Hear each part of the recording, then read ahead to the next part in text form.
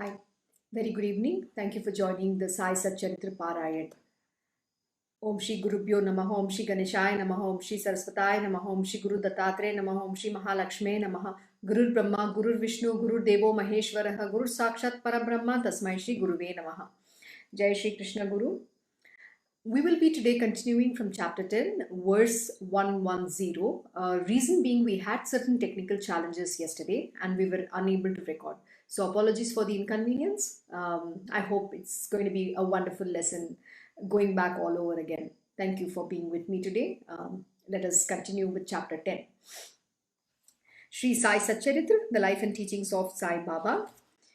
The Mahima of Shri Sai Samarth. My obeisance to Shri Ganesh, to Shri Saraswati and Shri Guru Maharaj, to the family deity, to Shri Sita Ramachandra, my most humble obeisance, I bow in reverence to the most venerable Guru, Shri Sai Nath.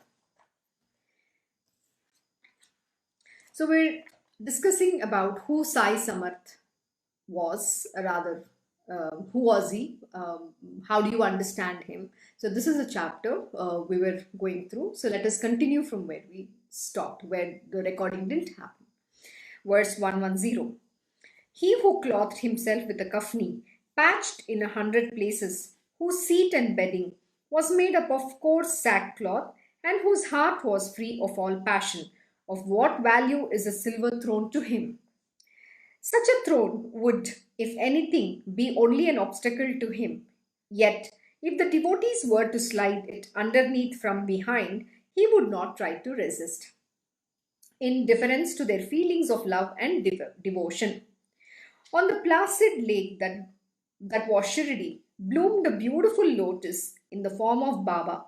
The faithful inhaled its fragrance joyously, but mud and slime fell to the lot of unlucky, unbelieving frogs who continued to wallow in the mud.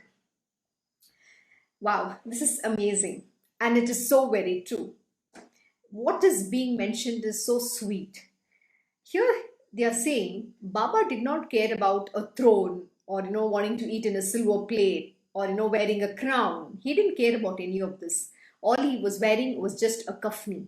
He was sleeping on the single plank, or the seat was the rug. That is all he owned. But when the devotee would offer him a throne to sit or a crown to wear, he did not deny them. He just accepted and wore it for that moment, just to satisfy the love and devotion of the devotee. Similarly, like my Krishna Guruji, today he'll always say, I don't want anything. He used to for many years sleep down on the bed, sleep on the ground. He didn't even have like a cot. He would just put a bed and simple bed and he would sleep on it, the cheapest one of the lot. But it is our force that our Guruji should not sleep on the ground that we offered him. It is only for that reason he accepted very graciously. But in reality, he doesn't need anything. He doesn't even want to sleep on the cot. He literally loves to sleep on the ground. This is how the great divine beings are. They don't want anything, but it is for the love and devotion of their disciples and the devotees. Whatever they offer, they graciously accept, only to keep make their devotees happy. It is not their happiness, it's the devotees happiness that they care about. Likewise, in the next verse it is mentioned, those who believed in Baba would joyously experience various fragrances, but for the unlucky, they wallowed in the mud, like like the unbelieving frogs. What does this simply means is, as is your faith, so are your experiences. If you have Shraddha in this great divine being, you will experience as per your faith all that you seek. And it's not just about seeking, but what is mentioned here is that you will get the grace. But if you are not believing and you want to use your mind and have the self conceit and question constantly and have all the doubts, you're going to be lost in the material worldly realm. You're going to be like that of the unbelieving frog living in that mud, who was going to wallow in the sorrows of this miserable worldly life. You cannot understand the divine being. Even if the God comes and stands in front of you, you cannot recognize him for very simple reason, because you have doubts. Where is the faith? So here it is saying, for those who have the Shraddha in the divine will be able to see that divine, not just that, but have his grace bestowed on them at all times. This is what it is. So have faith, have patience. You will enjoy the most beautiful and wondrous wondrous knowledge and the truth that is going to be revealed to you. If you don't believe, then none of this is going to come to you. Open your heart and welcome the divine in your life. That's the most important thing. So as is your faith, so are your experiences. And always have faith in the divine, the Almighty Lord, the truth, and the great master like Sai Baba is the manifest of the divine himself. Baba prescribed no yogasanas, no pranayama, no violent suppression of the sense organs, nor mantra, tantra or yantra puja. And he did not even whisper mantra in the ears of the devotees. Oh my God, this is such an important verse. Today, if you take today's day and age, I've met some very interesting people who believe into all these yogasanas, going and doing pranayama. They do kriya yoga and so many other kinds of yogas, hatha yoga, you name it. And it's become a fad. Yoga has become a fad. By the way, what does yoga mean? The real meaning, the truth, which I've learned from my Krishna Guruji is yoga means union with the divine. It is yoga. You are in oneness with the divine. That is the real meaning of yoga. Today, people have taken this fad, this yoga as concoctions of your body, saying that, oh, I'm going to be healthy. I'm going to, I don't know, I'm going to get peace. I'm going to feel rejuvenated. I don't know what all they want to do with that. Or it's become a weight losing mechanism today. If you open up Instagram, I can hardly see anything but ads upon ads, which is talking about all this, fitness yoga, that yoga, this yoga, and you're going to subscribe. It's become a money making game altogether. And everybody today in the pandemic are at home and they don't know what to do. So yoga has taken a predominant focus in everyone's life. I understand yoga is good for your health, but doesn't mean that is what yoga means here. Yoga means union with God. But also Baba is saying yoga asana, all the asanas, that is what he's saying. He's not teaching all these yoga asanas, which is what today it's become a money making method for people out there. They create interesting apps. Oh, you have to do this intermittent diet. That's another very interesting thing. Intermittent fasting. Oh my God, you have to concoct and you want to come up with all sorts of weird things. Oh, I want to become, I want to reduce weight. My Guruji once taught me a very beautiful thing. You come up with your metabolism. Your body has a metabolism and you need to eat healthy 3 meals a day. You need to just eat a complete meal and in moderation. That is all you need to do. You don't have to have this intermittent diet or intermittent fasting. I don't understand what this is all. If you fast, you're actually depriving your body of that food. Today you might lose weight and you might look good. Tomorrow you're actually welcoming some great sickness coming your way. Please be careful and please be watchful about it.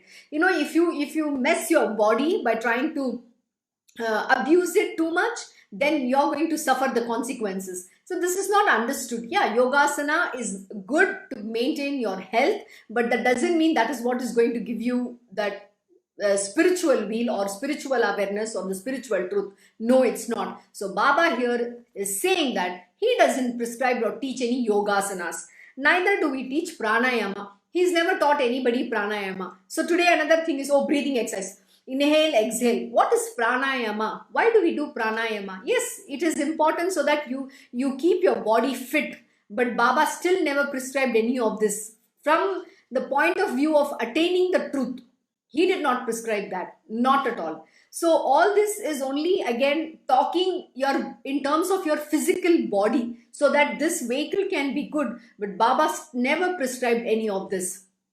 Neither he said violent suppression of sense organs. Oh yeah, there are people who want to overcome their sense organs. So they do some kind of weird things where you suppress and force yourself in not getting carried away with that sensual pleasure, something like to that effect. And what happens then? When you have finished that particular exercise, your mind is going to become even more stronger, and what you thought you suppressed, you're actually going to go back and do that more. This is how it works. So he didn't even teach you any of these things, nor mantra, tantra, or yantra puja. Oh, and this is another very interesting thing. I know someone who, there are people out in the material world who join these great retreat programs. They go and do some, I want to understand spirituality, I want to be, rejuvenate, I want to cleanse myself. And I don't know what all. So they go and join some courses, they go and join some things, and there the guru is giving the imprint of their feet. It is being sold. It's some. I didn't know that Guru Padukas are a commodity for selling. I didn't know that you market something like that. Sorry, the great masters never do any such thing. It is just that when you touch their feet, that itself is an imprint. Their feet gets imprinted in your mind. You keep them in your heart. Nobody sells. The great masters don't sell their feet, making a mold of it and selling to you and saying, going and worship. And I don't know what is this tantra and yantra. Yantra means people say, oh, this is Shri Chakra. You go and do puja to this, you'll get lot of money. Oh, really? I didn't know that. And I don't know whoever prescribed it. He's only making money because idiots like you go and buy that. And you go keep it in your house, and you're thinking you do puja, believing that it's going to give you some well-being, money, and job, name, fame, whatever that you might want to have gone with, whatever that intention you might have gone with and got that. There is no such thing. Please know that. As per your prarabdha karma, or as per whatever you are destined for, is all that you will going to get. There is not 1 penny more or 1 penny less you will ever get. This is the truth you need to understand. Just by doing some pariharams and all these things, people believe that, oh, I'm going to have a very good life. All my problems are going to get solved. I was one such idiot many years ago before I came to my Guruji. I was in search of figuring out why is my life like this, because I wanted a fast track growth in my career. I wanted to become the CEO of a company. I wanted to marry the most handsomest man in this world. Not just that, he had to, and I wanted to be some, with somebody who's a great leader in this world. You name it. My list was endless, but because of which I went to all these false people like astrologers and I don't know whoever they were. Who, all these God's men in the name of God, they wanted to sell or commercialize not spirituality, ritualistic aspects in life, where they will prescribe certain pariharam. Pariharam is you go do some rituals in different temples and you pray to the deities, and and then you get succumbed to that and you incur further more karma. Oh my God, you will become a slave to those deities. That is exactly what these people used to prescribe. And I used to go from pillar to post, going from one temple to the other temple to the other temple, endlessly doing these pariharams. But there was no change in my life. My life was as miserable as it was. There was no growth in my career. Neither did I find the man that I want to get married in my life. Nothing such things happened. And finally, there was there was a period in my life when I questioned this person, saying, why is that? Okay, we are Indians, we are Sanatan Dharma. So in India, we believe in this rituals and everything, but different parts of the world, everybody are human beings. They don't do these things, but then still they have success. So why is that I need to do these things? Who is this God? This question arose in me many years ago. This is before I met my Guruji. When I questioned, this person couldn't answer me. Why should I do this? Does God say that only if I do that, he will give me something? Is that what God is all about? Is God asking that I need to offer him so much? I need to do these kind of things. I have to go to different temples. I don't know, roll on the floor, whatever, adapt Mount Rata, where you have to be silent and do certain prayers or go offer coconut. I don't know what not. Oh my God. It was a crazy time, but I've seen through all that. I've gone through all that, and I'm telling you this: there is no such things. The day you accept your life, you just focus on what you have to do very sincerely, very dedicatedly. With hard work. My Guruji even keeps. Today also he was teaching me. It is about not being lazy. You just have to work hard.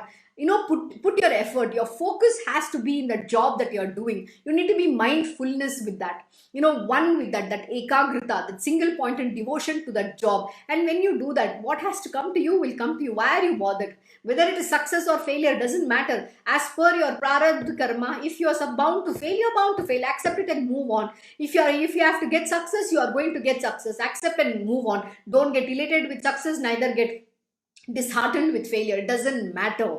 But if you want to be on the path of spiritual, none of these things should matter. Today, this is how the world has evolved. Today, this is what the world is heading towards. Everybody is going and falling in that delusions of Maya, the unreal stuff. So this is what happened to me. But the day I met my guru, I let go of everything. I used to wear this, birthstone, moonstone, what all nonsense. I removed everything and chucked. My life became much better after that, when I stopped believing into all these nonsense. And I stopped incurring further more sins and karmas and being associated or getting attached to in karmic loop with so many people. It all got removed from my life. I only, surrendered myself and held his feet. Even today I hold his feet tightly. I'll say, please sail me through. I just don't like this material world. But yes, as the body, I am in this material world. The only beauty, only the good aspect is only through the body can I attain the divine. So I have to go through it. And I have to understand that how futile this material worldly existence is. Don't get carried away by all this mantra, tantra, yantra. There is nothing like that. People do all the wrong things. They practice tantra, which is not a prescribed practice at all. And if you don't know and you fall prey to that, you are going to be for eternally bound into the karmic loop with that. Obviously, I'm not a master of this subject. I can't discuss much, but you can go and listen to some of my guru satsangs on Krishna Knows, where he has discussed at length on these subjects. It is very important for you to understand that you should not fall prey to all of this, because you will commit furthermore sins. And not just that, it affects in a negative manner in your life. Please know this. And people wear some nice whatever rings and all that. It's very scary. They give amulets and whatnot. There is no such thing. The divine, the real, the true guru does not prescribe any of this. One of the ways to how do you recognize the divine master is he doesn't prescribe any of this. This is very clearly mentioned in the scripture. It is not me who's saying this. And I have also personally experienced. My Guruji never prescribed to me any of these things. On the contrary, he removed all of those things that I had fallen prey into. In fact, he removed me from the gutter where I was living in that muck, just like that. That frog which was in that mud living like, thinking that my life is all this. That is what. And today he purified me. How? By making me go on the path of spirituality, which is to understand this body is only an instrument to attain that yoga, union with the divine, to serve the purpose, to selflessly serve this universe, and to understand that everything in this world is unreal, yet to be lost in myself, realizing who truly I am. That is what is important, and attaining love and devotion to the divine. That is what my guru teaches. It is the path of the bhakti that will evolve you and absolve you of all your sins and karmas. So do not fall prey to any of these things in the material world. If somebody is telling you, please buy my paduka, it's going to give you bliss, and you know what, I don't know, they give you some light or something to focus on and meditate. That is all fake. Please don't fall for this, and you're only destroying your own life. Do not go after such things. It is not going to give you anything. Understand this truth. Baba is saying this. Please drill this in your head. Outwardly, he seemed to follow the ways and customs of the people, but inwardly, he was totally different. And so watchful, so correct in his worldly dealings was he, that no one could have matched his skill there. For the benefit of the devotees, the saints incarnate, for the devotees alone, are all their feelings, their emotions, their worldly dealings. Remember this. Sai Maharaj is the abode of peace, a dwelling of pure, blissful joy. I prostrate before him in obeisance with a heart pure and unconceited. Know this, that the divine being only care about yourself. In the sense, when I say yourself, they only care about their disciples and the devotees and the well-being of this entire universe. They are not here to make money. They are not here to earn a name, fame, recognition, and have a conglomerate or run an empire of business or have so many disciples and followers. They don't have. The divine, the real true masters only have handful of them, and out of that they pick one or two, and who's going to be with them to serve them, and they're going to impart that knowledge so that their disciple can carry forward their Guruji's legacy, so that this truth can be spread to many in this universe. Those true seekers who want to get redeemed from this material worldly Maya, the material worldly miserable life that they are living. Only to those true seekers this knowledge will be imparted. Even in Bhagavad Gita, Lord Shri Krishna has said that you do not give this knowledge to those who are self-conceited, those who have doubts in the divine, those who talk badly about the divine, and those who do not believe in them. This knowledge is only given to those who are true seekers of that knowledge, the truth. Only to them that which they need to get is imparted. This is how the divine works. And by the way, when you look at them, it's said that inwardly he was totally different and so watchful, so correct in his worldly dealings. Yes, externally they will be extremely careful and they will be perfect in how they deal with the world, but inwardly they're always lost in the self. They're not here. They're not. My Guruji will be sitting, but he's not there. He's never there. He's totally lost. He's in his own world, which we cannot understand. That is how these divine beings work. The place to which Maharaj came walking of his own free will is a holy place of great merit. Without tremendous merit from the past, such a treasure is hard to come by. A pure, robust seed will bring forth juicy, delectable fruit. So goes the well-known adage, which has been tested by the people of Shirdi. Baba is neither Hindu nor Muslim, and he is beyond ashrama and varna, but he can eradicate and totally destroy the affliction of this world. You need to understand. It's a very interesting thing. When our Guru teaches us, there are no rules that applies to the Guruji himself. The Gurus are not bound by any varnashrams. They are not bound by any rules that is mentioned in the material world. But we have to follow all the rules. I remember many a time back, many years ago, I've seen many of his disciples, or even for that matter, I've made this mistake in pointing to my Guruji. Guruji, you don't do it, then how do you expect me to do?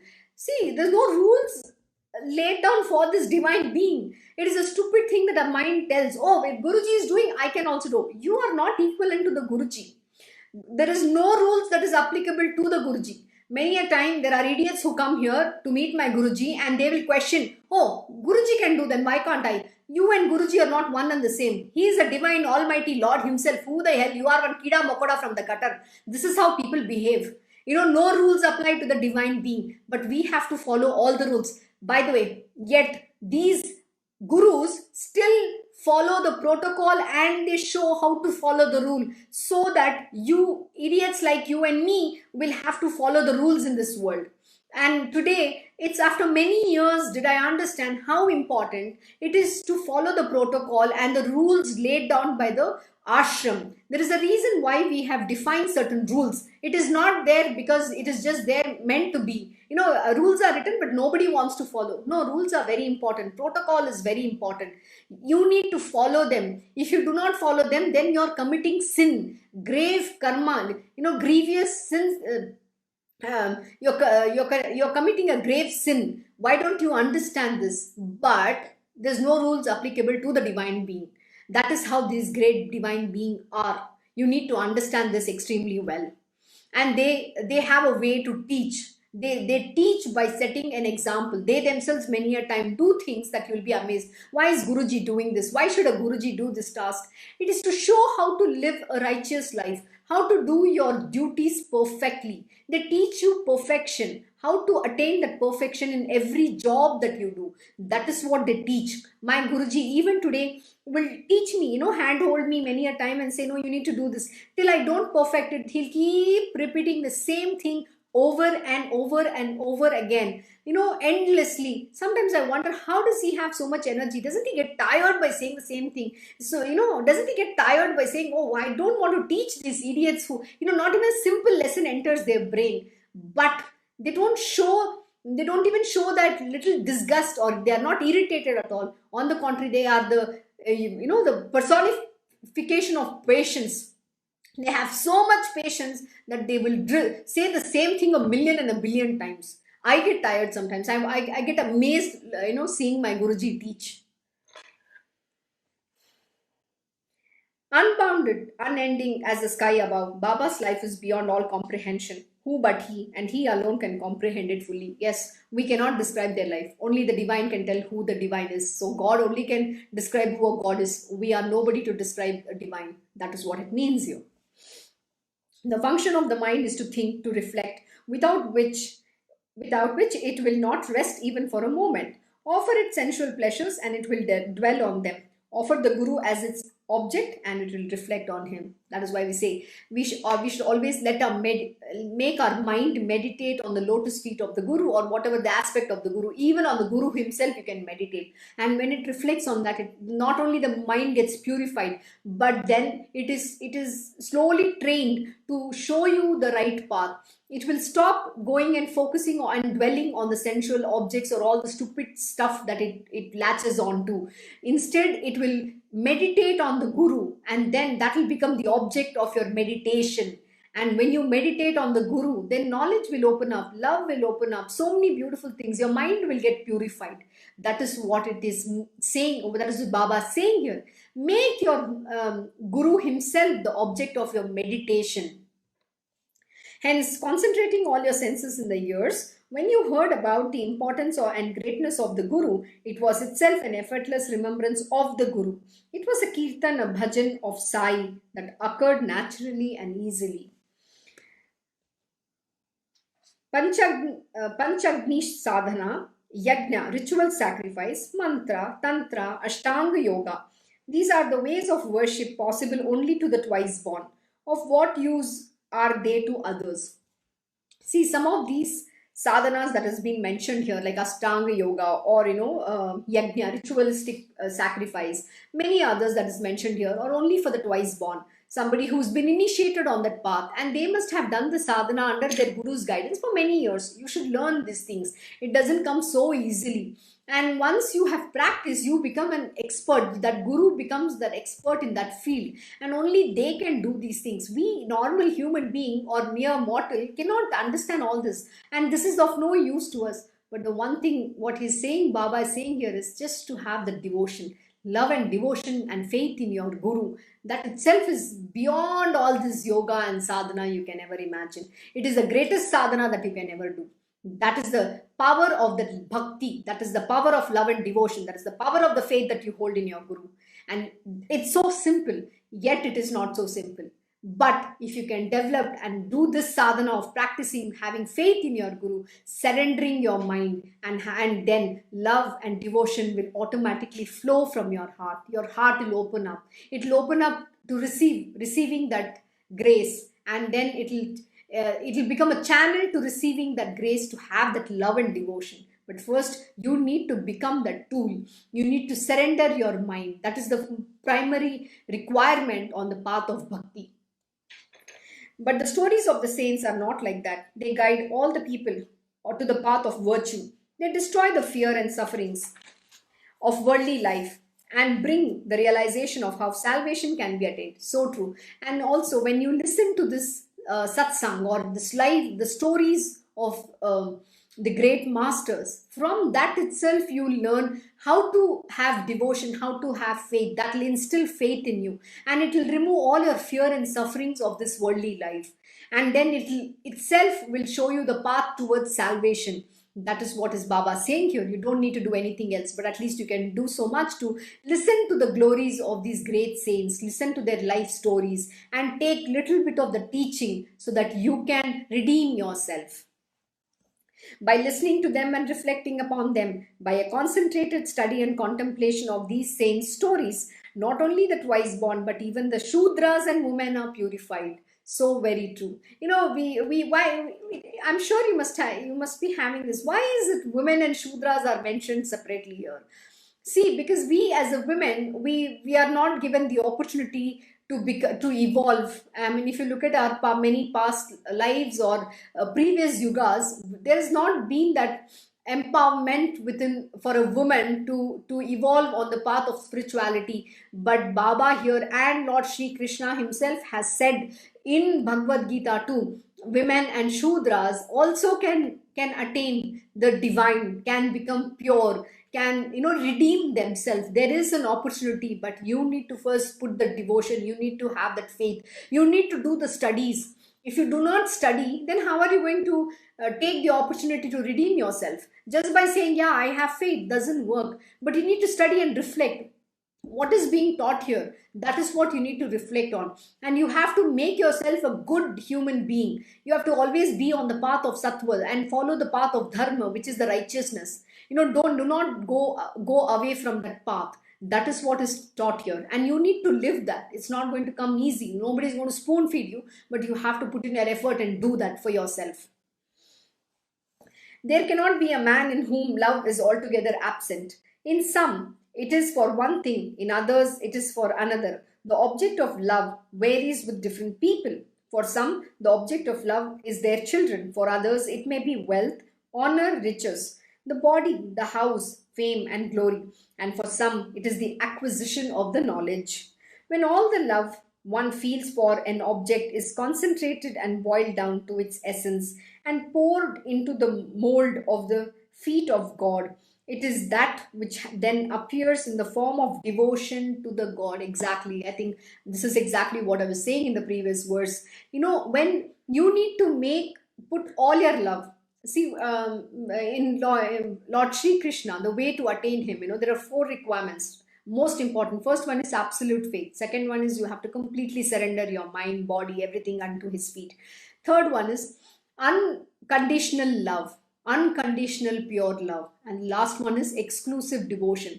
You cannot have inclusive, no? You cannot say, oh, I love my child, I love job, I love my husband, I love my, I don't know. I love, I want to love my parents. There's so many different things. Your love is split. It cannot be like that. You just need to have a single pointed devotion. Your object, everything, all the love is being told here to, have to pour it at the feet of the God. It is him, your object should become him. Only then can the love open up within you, not otherwise. You cannot have, so many different people. There shouldn't be only one attachment, and that attachment is the divine alone. You cannot be in the material world and then say, God, I want you. You cannot have that because there is no ekagrita. There is no single pointed devotion. You need that single pointed devotion, and to attain that, this is the only way out. So it is, when your love is split between so many things, you're lost in the material world. So where is the love for God then? You're not interested in God. You're only interested in this Maya.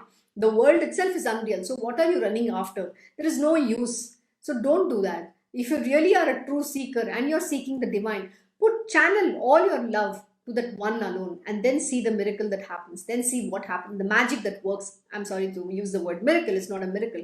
And see the magic that happens within. It's so beautiful. It is indescribable. You have to experience it by your own self. Hence, surrender your being at the feet of Sai, offering up to him all the material objects of worldly life. He will then bless you. This is an easy way to get his blessings. So simple. That's exactly. When you surrender to the divine with all your love, with everything, samarpan unto his lotus feet, he will then bless you. Your love and devotion will open up. You will be put on the path to understand what it is to have bhakti for the divine. Such are the means, small and easy, by which people can reap the highest benefit. Why then all this disinterest, this indifference? The listeners will naturally have a doubt in their minds that if so much gain lies in such effortless and easy means, why are people in general so indifferent as to neglect it? I'm sure this is the question. If this was so easy to attain, then why this whole world is suffering? Why are they not going towards this path?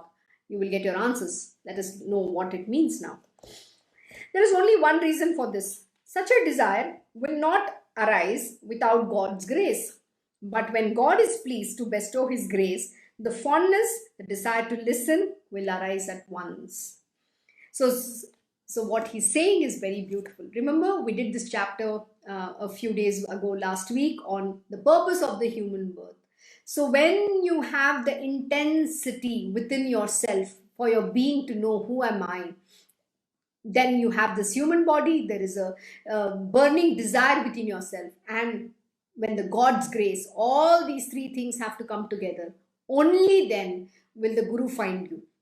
When the Guru finds you, then he shows you how to attain devotion to the divine. So he puts you on the path. He will teach you the desire to know, the desire to wanting to know what is the spirituality, what is the truth, why you'll have a lot of questions. So it's called quest. You'll start questioning things in life. Like my quest started. Why should I do this pariharams? Why should I go do these rituals?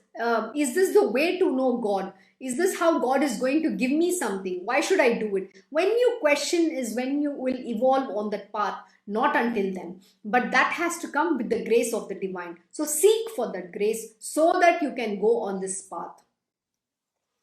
So seek refuge in Sai and Narayana will bless you. The desire and longing to listen to these stories will arise and you will have found an easy way to spiritual progress. Exactly. There is no other way. So the desire to know has to come from your own heart.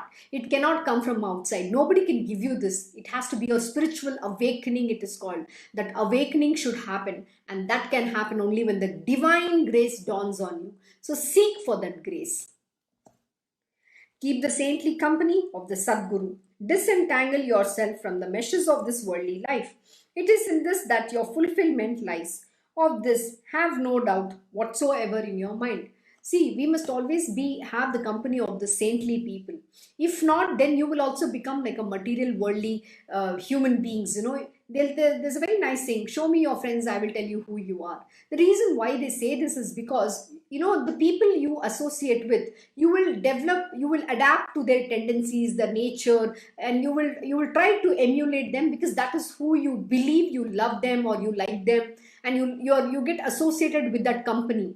So when you have the divine as their company, you will learn from the divine, right? You will associate exactly how your Guruji is, how they live, what they do. So you will start following them. You will become like them. Again, I'm going to remind you of this beautiful story of Lord Dattatreya, his 24th Guru. It is Kitaka. It keeps looking at this, that insect, and it becomes like that. So it is what you keep looking at it, and you when you're in that company, you constantly are listening, you're behaving, you're adapting all those beautiful qualities that you acquire, and then you become like that. So here when you have the saintly companies, you become holy, you're purified just by being in their company. You learn all the good things, so you're eradicating and removing all the negative, bad tendencies that you have acquired over many lives, and redeeming yourself from all the karmas.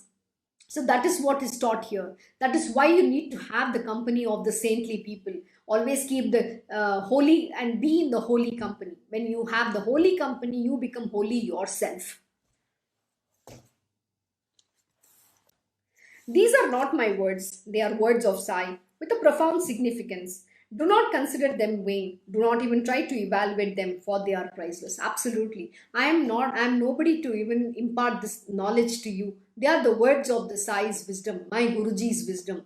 What the words are just flowing from my mouth. I am mere but an instrument in the hands of the divine. While I am teaching you this, while I am reading this and we are studying, we are both together learning and evolving. It is a reiteration of the same lesson.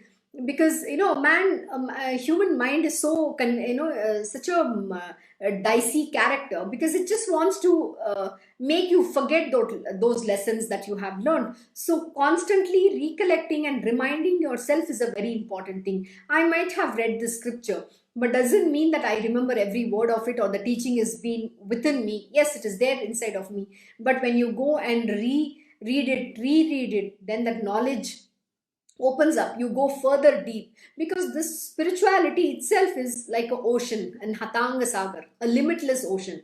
How deep you want to swim, you can go that deep, but yet you can never touch the bottom of it. Neither you can never measure the breadth and depth of an ocean. So it is in your hands how deep you want to swim into that. So let us swim and see how deep we can go. and we have to continue through this. You cannot stop in at any point in time, because when you stop and then you again get back, you fall out of it. It's very easy to fall out, and it's very easy to be in it. That is how it is. Like last 2 days, due to Janmashtami, one day I did not wake up, rather 2 days I didn't wake up at whatever time, and my body is just so easily, it's so easily adapted to becoming lazy. It's like, oh, I don't want to wake up. Who's this saying? The mind says this. So you need to understand, even one day, if you relax, it will push you very conveniently into the material world and into the tamas. So do not give it an opportunity. So constantly keep the company by reading, by disciplining yourself. Only then can you evolve on the path of spiritual. Bad company is always detrimental. It is the home of excessive sorrow and suffering, and will lead you astray without your knowledge. It drives away all happiness. So true. We can, if even for a day, if I just go meet some material worldly people and they talk about their problems, their sickness, they are talking about all the frivolities, I have not learned anything. As even with my own parents, they're old, but today, instead of taking, sometimes they, instead of taking the name of the God, they're constantly cribbing about, oh, I am sick, I am sick. If you keep saying I am sick, I am sick, you will become sick all the time, right? Ramakrishna Paramahamsa Ji, in Gospel of Ramakrishna, in the scripture, he says this, if a person keeps saying I am a sinner, I am a sinner, I am a sinner, I am a sinner, you become that sinner. So you cannot keep doing that. So don't keep such companies, because we become like them. I don't want to listen to somebody's sickness, somebody's miserable life. What is it you can talk? When two people meet, we need to speak about the divine. We have to speak about progress. We have to speak something that's going to benefit each other. Not complaining and whining about sickness. Oh, my job is miserable. I can't work. Today is such a bad day. We're always full of negativism. Why do we need to have negativity? Yes, we all go through ups and highs and lows, but it's important to overcome that. How do you overcome? By learning the scriptures, by thinking about the divine, by doing something which will make you not go in that direction, by focusing in your work, or even listen to a simple bhajan. Let your mind not dwell onto what is not nice. Let your mind dwell into what is beautiful. Can you sing a beautiful bhajan that will please you? That is how you have to evolve. And always never get into the bad company. Always keep good company. It is very important if you want to grow in your spiritual world. Preserve carefully, O devotees, these words of such compassionate concern that fell from the mouth of the Guru. They will ward off the evil influence of bad company. So true. We need to always make sure that we understand why the Guru is saying what he's saying. Even if it is saying, okay, don't do this, so don't do this. Because if you go and do it, what he's saying, don't do it, then you are incurring a great karma. And the repercussions and the consequences of that action, you cannot even fathom them.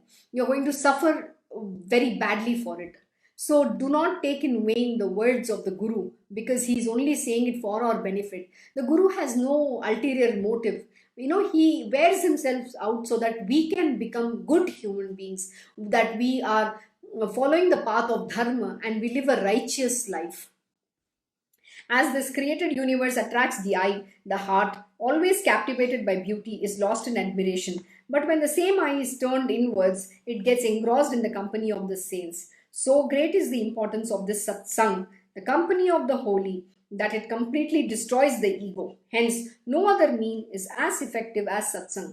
It is very important in every day that you dedicate a time to be, to listen to the satsangs, or at least have the company of the holy.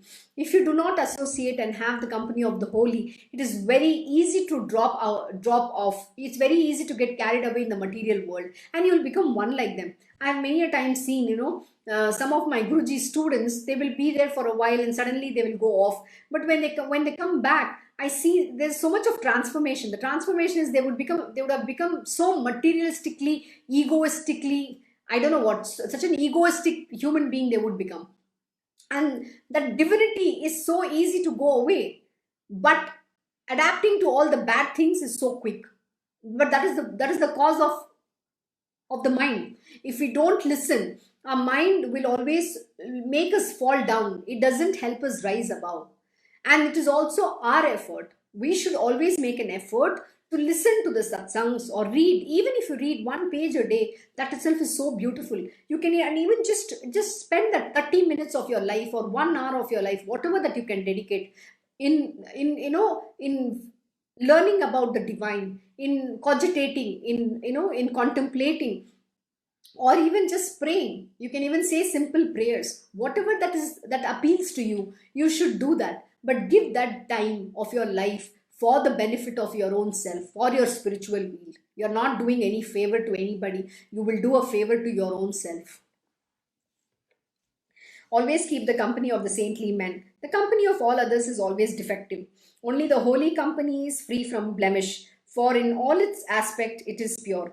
Satsang will free you from bodily attachment. So immense is its power that once you devote yourself to it, you are at once liberated from the bondage of worldly life. Oh my God. You know how powerful this is? We all take things for granted. We think the material world has more value than the spiritual world, but we don't understand the implications of how great a value or how priceless, just reading the scriptures are.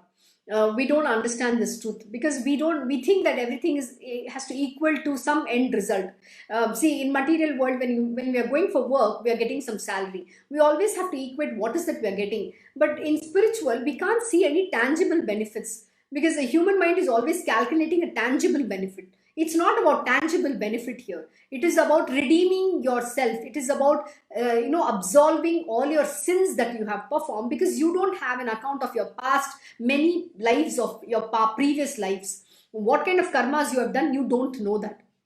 And that is why it is important to first redeem yourself. How do you redeem? By doing this, by keeping the company of the holy, by reading the scriptures and following the path of righteousness and being on the path of dharma. That is how you will be able to evolve. So don't go after, trying to put a price tag to everything, because that's very much a petty human nature, that is. If you're fortunate enough to have satsang, perfect spiritual instruction will come to you effortlessly. And in that instant, the attraction for bad company will disappear on its own. Instead, the mind will get totally absorbed therein, that is, in the satsang. But first, you at least have to make an effort to attend the satsang. You have to sit there so that you can get this instruction. So take this opportunity so that we all can evolve in this lovely journey in unraveling our own self and attaining, attaining our own spiritual will. For initiation into the spiritual path, detachment from the sensual pleasures is the only way. And unless there is a strong urge for the company of the holy, the true self is never discovered. After joy comes sorrow, and only after suffering will there be happiness. But man always welcomes happiness and turns away from pain. See, it's a very profound truth. Here it's saying, for initiation into path of spiritual, detachment from the sensual pleasures is the only way. And unless there is a strong urge for the company of the holy, the true self is never discovered. People think that initiation on spiritual path has to be done even though they are attached in the material world. Many come to my Guruji and say, oh, why should I have to suffer? Why should I put in effort? Why should I do sadhana? Can I not have it just like that? God should be accessible to anybody. I believe there are some idiots who come and tell my Guruji, oh, Golok Vrindavan should be accessible to everybody. Everybody should be given entry. You think what, this is some fun, is it? Attaining God means God is what, available in the market? Is it a commodity? I'm sorry. You need to first be deserving of it. You need to first earn that merit. It's not just that you have this grace, oh, you somehow got lucky. By some merit, you've got lucky to have the company of the Guru doesn't mean you have attained anything. You have not attained anything. Just because you're listening doesn't mean you have great knowledge. You can read this book 100 million times, but nothing will enter you. Till the master doesn't, hand this book in front of you, the scripture, this God himself doesn't give this to you. Till the time the knowledge will not open. I can say very confidently my own example. Till my ego was not destroyed, no matter what my Guruji taught, never entered me. But the day when he felt I was ready on his own, when he just said, let's do this text, he from his hand, when he gave the textbook, and when I started reading, and when he started giving those explanations, is when I evolved on that path. I began the journey to understand this knowledge. It is not so simple as you think. This scripture, you can read it as a story, but the profound meaning is never going to come to you. That knowledge can only come when you first give up your attachment from the sensual pleasures. And that is the only way. First you have to give up that lust and greed. Why do you have so much of lust? Why do you have so much of greed? People think that, oh, I can, I want girlfriends. My Guruji will always tell, and they come and talk to my Guruji like this. Oh, I saw a very beautiful girl. She was looking, I want to get married, I think. So, oh, yeah, you are very busy with all the other things. What are you asking for spirituality and spiritual will? And it's not just that. People say, oh, I have to ask for my parents. Who is this parents?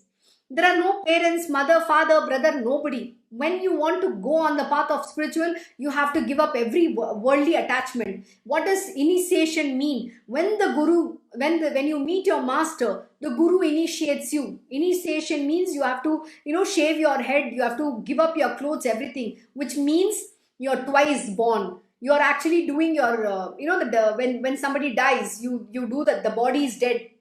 The ceremony is performed. So you shave your head, you get a new clothing, you get a new name by a Guruji. That is what does initiation mean. Then there is no worldly father, mother, girlfriend, boyfriend. There is nobody like that. Your Guru is your entire family. You become part of Vasudev Kutumbam. This entire universe is your family. That is what spirituality, that is what initiation means. And once he initiates, he'll tell you, go with the begging bowl, now go beg.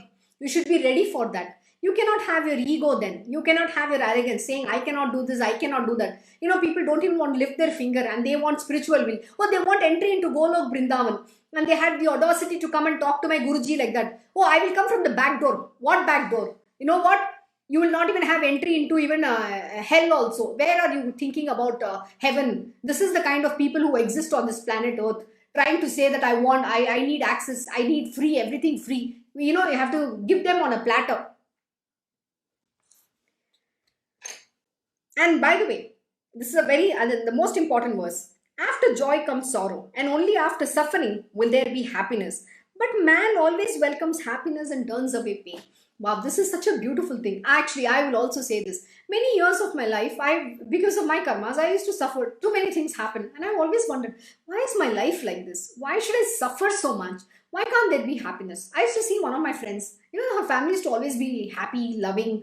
That's all I've seen. And when I met my Guruji, I told him, I want an ideal life. He asked me, what kind of a life do you need? I was giving him all my fairy tales, the Cinderella, the beautiful, the Prince Charming, coming and getting married away. Oh my God, living ever happily ever after. There is no happily ever after.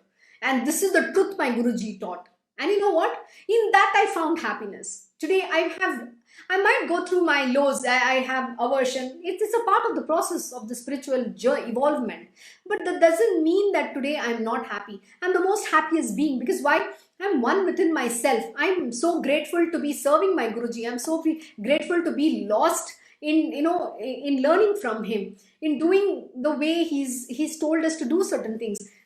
Sometimes I feel this material world is a pain. Yes, you have to go through that journey. The journey, the process is painful. Suffering is a must. My Guruji asked me a very beautiful question the other day. I was sitting with him and he said, you know what? Everybody wants only happiness.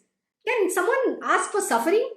The gurus, the great masters, only take on people's sufferings. He said, can you suffer for others? This is the question he asked me. You only care about I, me, myself. What is that you can do for this world? To being divine, what does it mean to being divine? To being divine means they suffer for the sins of others. Lord Jesus Christ suffered. He had to go on the cross. It is such a painful experience. Buddha, he died because somebody poisoned him. He had to go through that painful death. Similarly, Lord Shri Krishna, though living in all that, yet he was not dead, but he also had a painful death. He had to suffer. He had to see his entire, kith and kin, killing each other and dying in that Holocaust. Yet he was perfect. He knows everything is unreal. It didn't affect him. He's a perfect celibate. He doesn't care about what's happening because he knows all this is Maya. And no matter whether you're associated with Lord Sri Krishna or anybody, he doesn't matter. He's ever lost himself alone. All he cares about is love and devotion. He's one with himself. This is what it means all about. To live Krishna's way of life means what? Just why do we compare Lord Sri Krishna as a lotus leaf, the way he lives? Because he lives, and the lotus leaf is untouched by the water on it, and yet it is so beautiful, it's so perfectly bloomed, stands tall and high. That is how Lord Sri Krishna is. He's so perfect. We need to aspire to be an aspect, at least even a speck of it. Our life will become truth. We would have achieved the ultimate in our life. That is what it is. So this is what you need to aspire. We always ask for happiness. Can you ever suffer for someone else? My Guruji does. I see him suffering for the sins of everybody. He takes on everybody's karma. Somebody will write him, my mother has a cancer, my father has a cancer. Same here. I will tell him, my parents are sick. That's all is required. He will absolve. Somebody will say, my child is suffering. Guruji, can you save? Somewhere is, I don't know, they are having some issues. There's some stomach pain, something, you name it. Everybody will reach out to him when they are suffering. But when they are very happy, nobody thinks about my Guruji. And they don't even ask, Guruji, how are you? They don't care about it. They only come with a begging bowl. That is not what it is. So the divine gives selflessly. They suffer selflessly for this welfare of the universe and their disciples and their devotees. That is the greatness of such divine beings. So know that even as we evolve on the path of spiritual, we should be able to take on the sufferings of this world. We should be able to spread love and give happiness like what our great gurus are doing. And that is what spirituality means all about. It is not about enjoying some, I don't know, people have weird ideas about spirituality. Spirituality means, you'll be always in an intoxicated state. There is nothing like that. You'll understand the truth. So when you understand the truth, you're prepared to evolve on that path. It is not about feeling intoxicated. So everybody has weird ideas about spirituality. Spirituality means it is about knowing the spirit that I am not this body. That's the most important aspect, that I am that self. This entire universe is the self alone. And we need to see God in everything. We need to ensure that everybody's well-being is taken care as well. It is not just I, me, myself. That is the spiritual truth that you need to understand. And don't always come with your begging bowl. Yesterday my Guruji was giving some satsang to someone who had visited him to wish on Krishna Janmashtami. And that time he said the first important criteria is don't come to ask. Don't come with your begging bowl. First come with that intention to just that you want to know the divine. Why do you want to come to ask? What is due to you will anyway come to you. Whether it is Lord Sri Krishna or everybody has said this. Yet we human beings have only desires. We come to ask continuously. And people are forgetting one very important thing. Why am I suffering? You think what? It is God who's making you suffer? No, you idiot. It is because of your past karma, your previous many lives, births of karma that you have committed is why you are suffering in every life or this life also. Whatever that suffering that you're going through is because of your own karma that you have committed. And don't blame God here. It is not God who wants to see you suffering. God is not such a cruel being. It is you who have made those karmas, so you have to come and suffer. And whatever the prarabdha karmas are, you are going to suffer. There are no two ways about it. Even if I am on the path of spiritual, whatever this body as a prarabdha karma will have to go through that. But the only difference here is because I am under my guru, he cushions that.